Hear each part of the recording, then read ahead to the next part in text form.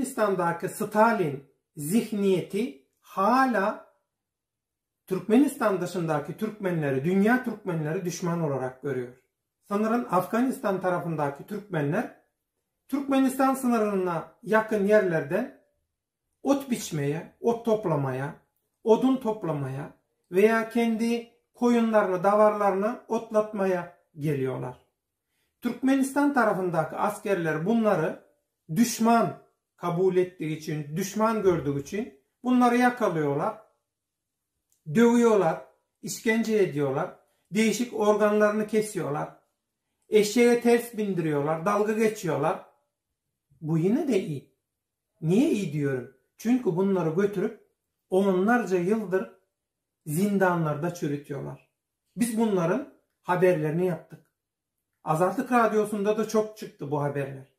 Ama her zaman olduğu gibi herkes diktatör rejimle birlikte kulaklarını tıkadı. Ne zamana kadar? Türkmenlerin kıyımına kulaklarınızı tıkamaya devam edeceksiniz.